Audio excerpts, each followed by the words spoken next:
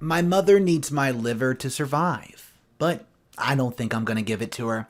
She was abusive to me for my entire life, but the doctors are begging, telling me it's a very crucial time. So, this is what I decided to do. Let's see if I can keep this short and sweet. When I was a kid, my mom was a pretty awful parent to me and my siblings. Resentful, a bit of a bully, never hugged any of us, and mainly told us how we ruined her life. Yeah, you get the picture. I moved out at 17 to keep my sanity. I'm 28 now and never had much of a relationship with her after moving out, as she never once admitted that she has done some really ducked up stuff to us. My sister is married. She has 2 kids. My brother is divorced with 3 children. Well, I got a call from the hospital that my mom managed to drink her liver out of order and needs a transplant. All of us siblings were found to be a match. My sister and brother, once they realized that cutting out a part of your liver isn't risk-free, they backed out. I was told that I have something called situs inversus, meaning my organs are abnormally placed, and that it would make the risk surgery even higher for me. 4% risk of death within 2 weeks of surgery, and higher risk of other things happening. And of course, a 100% guarantee that my mother will drink that liver away too. Now, everyone, the doctor, my mom, my siblings, everyone, is telling me I should do it. Because, well, I don't have children, so who cares if the risk is high? That made me mad. My family never valued my lifestyle, as I decided not to do the life script. I bought a cabin in the wilderness in the north, and I work from home, so I rarely have to leave my lovely little hideaway. I make enough money to live the life I always dreamed of, but apparently that does not count since I don't have children. And my mom, who never cared if I lived or died, suddenly thinks she deserves my liver because she gave birth to me. The fact that she spent 17 years bullying me is irrelevant because family. End quote, kids are a gift from God. Ah, man. The doctor said to me, well, it's an increased risk, but your mother needs a new liver, and at least you don't risk leaving children behind. Yeah, the doctor. Duck that. I was so stunned I forgot the entire Swedish language and just sat there. What did I just hear? And who will care for my pets if I die? Ugh. And my mom says, I gave you life. You should do the same for me. After all, I gave you my best years. Raising you was no joke. Yeah. She also gave me 2 fractured ribs and one time locked out of the house in the middle of winter. I had to smash a window with my hand just to get in. I can't believe I even tried. I agreed to be tested as a donor, stupid decision, as if she would have magically changed. I'm leaving the city tonight, taking the night train north, and will hopefully be back in my cozy home tomorrow. When the doctor calls to hear my decision, I may not even answer the phone. What's up, guys? Mr. Reddito here. So today, this story is rather heated. It's an intense situation. Let me know your thoughts, but let me just tell you, there's a complete update for this. We're about to hop into that now. If you're not subscribed to the channel, just take a second and click that subscribe button. And let's find out what OP decided to do with her liver. Well, I just wanted to write a short update, as many of you have been amazingly supportive. I've spoken to the people involved, my mom, my siblings, the medical staff, and told everyone that I will not donate part of my liver to my alcoholic mother. The doctor at the hospital where my mother was treated, initially, when her liver crashed, simply said, "Oh, I understand, but that also means that I must inform you that you need to prepare to say your goodbyes to her in a not very distant future." I might not particularly like my mother, but I don't wish death on anyone, so that sucks. But again, she drank her liver away, not me. It took years of hard work to reach the place where she is now. She's been to several clinics, gotten all sorts of help. She would stay there until they stopped treating her abstinence with drugs, and then checked out and started all over again. So much of the taxpayers' money has been sent and thrown away on her, and she refused to take any responsibility at all. It's always the nurses or the doctor's fault that she drinks, saying, "They don't give me the right treatment." I think she would do the same to any donated liver. And that's what I told the doctor. My sister said that she understood, and now that things have time to calm down a bit, she even said that she thinks it's the right thing to do. My brother does not agree with my decision, and I told him that he can donate a nice slice of his own liver then. But then, of course, he tells me that he can't because he has children, and it's too much of a risk for him to take. I, on the other hand, am obviously disposable. And my mother? I almost can't be bothered to type it out. I called her to tell her that she will not be getting my liver. As expected, she went from jovial to resentful by the drop of a hat. Everything from, "I'm your mother, you only get one mother," to, "You must be there for family," was thrown at my face. She even referred to the fact that I once risked my life for my dog when she went through an ice on a frozen lake, but, quote, "You won't do this for your mother?" No, I will not. She said many awful things I guess I can't understand, and she's upset and scared.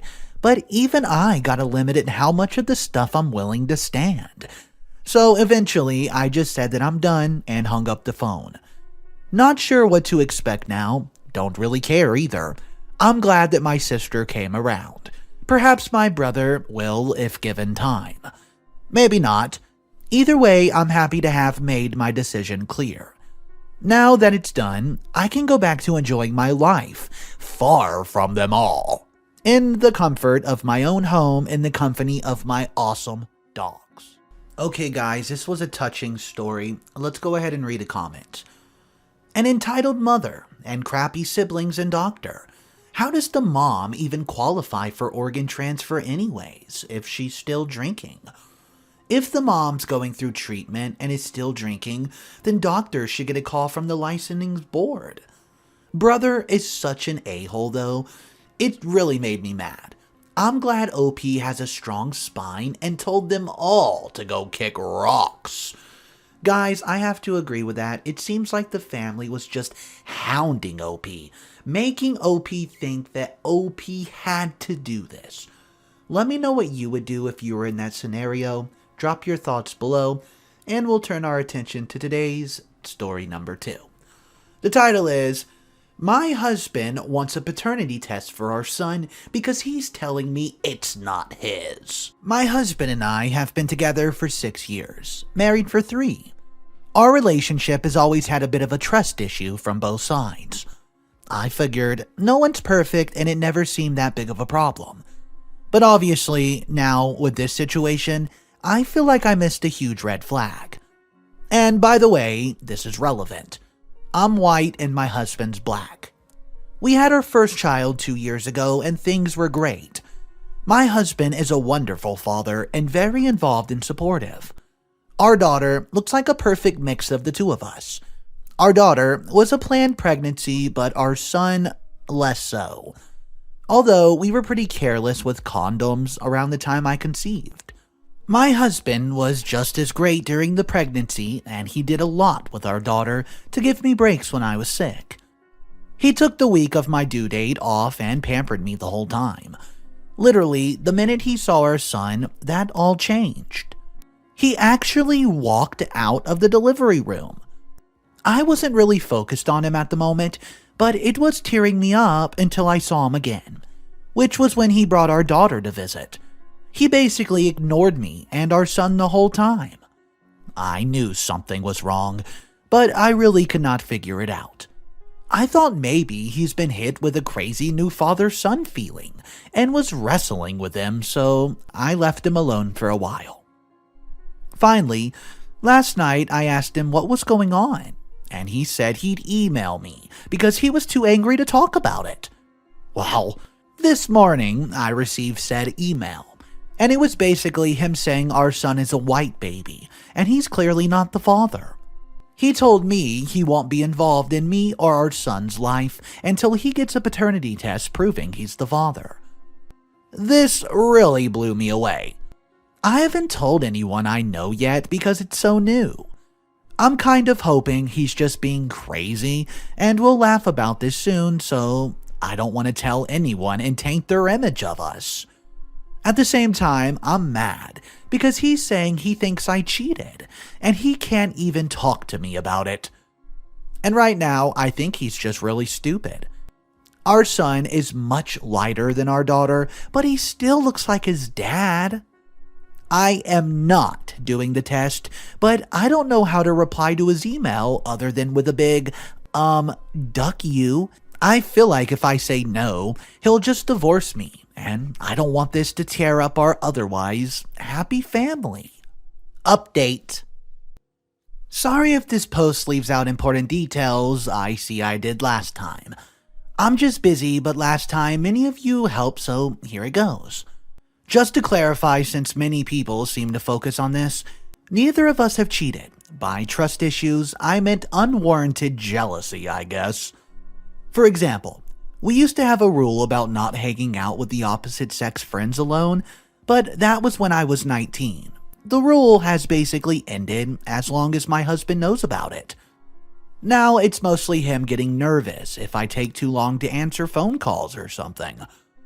Well, I answered the email with a simple, "Son is your son. We will talk about it when you get home." My husband came home that night and completely different than he's been in the 2 weeks that I have not seen him. He actually picked him up, talked to his son, and was the first time I've seen him do so. I was doing a little art project with our daughter, and then it was dinner time, so we didn't really have a chance to talk until she was in bed. Based on the advice here, I have been prepared to discuss why he immediately went to cheating and then consent to the test. Then he told me he's already done the test the first day our son was home. But when the results came back for him being the father, he was still paranoid about me cheating now that the birth had planted the seed. So he sent me the email, basically hoping I would confess. When I did not, he decided it was finally okay to trust me. And that's why he was so much more pleasant. I told him I want couples therapy, and he said no. Which is what he always says when I've asked him in the past. And I wanted to say I would leave him if he did not, because the reality is, I really can't raise a toddler and an infant baby by myself. And I don't want to have to split custody. Our holidays were pretty much ruined. I can barely look at him. But luckily, it was son's first time out, so I had an excuse to be busy. This morning before our daughter was awake, he actually did apologize and said he could see how much everything was hurting me. And if I wanted therapy, he would do it. I said okay, though I feel like the time to say that was 2 days ago. I don't mean to hold a grudge, but I'm feeling like I just don't love him anymore. Always wanting me to tell him where I was going and who I'm with, but accusing me of cheating and denying our son is a whole different game. He's been a great dad since the convo, but it's like 2 weeks too late, you know? Not exactly the update I was hoping to give. I wanted him to come home with flowers and apologies and say he did not need the test. But we'll go to therapy and see how it goes. So there was an interesting comment that I read for this, and I want to know your opinion on it. Wait, he's got the paternity test back and he's still paranoid? He tried to trick her into confessing. He's gone and made himself unwell by obsessing over this. Couples therapy just won't be enough. Guys, what do you think of that comment? Do you think that he's just gone over the deep end and therapy's probably not going to be enough? Drop your thoughts down in the comment section how you would help OP, because I love to read your opinion, and we'll turn our attention to the final story of the day.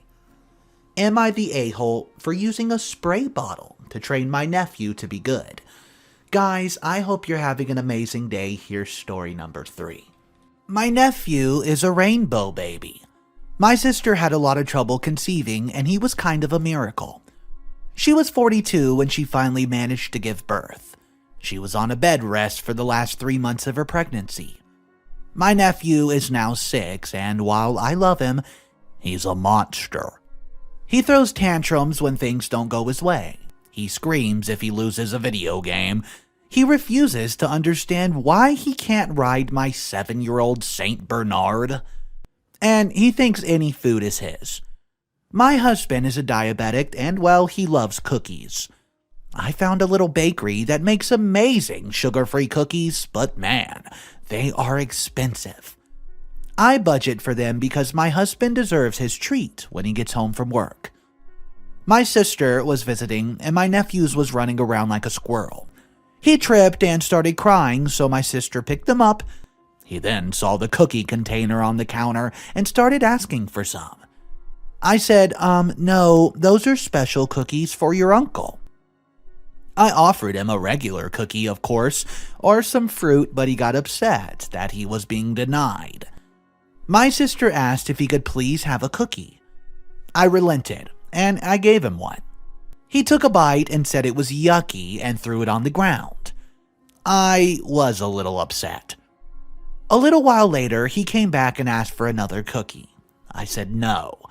My sister said to just give him one, and I told her no. He wasted the last one throwing it on the ground. Well, he started screaming that he wants his cookie. I stood to my ground, and he eventually went away. Next time he came, though, he did not ask. He just went for the container. I grabbed the spray bottle I used to keep the cat off the counter. I gave him a couple little squirts and said, no, no. He got startled and ran away. My sister said her son's not an animal to be reprimanded with water. The next time he came into the kitchen, I put my hand on the spray bottle. Guess what? He didn't even look at the counter and he went straight away. My sister called my parents to tell on me for treating her kid like an animal. Now they're mad at me for not giving it to the poor baby. Okay, so I just want to say one sentence. The comment was hilarious. It says, not the a-hole. Does the spray bottle work on your sister too? Guys, that's a hilarious comment. Drop your thoughts about these stories today in the comment section, and thank you so much for tuning in. That's all the content I have for you. If you're not subscribed, you know what to do, and Mr. Reddito, I'll see you in the next one.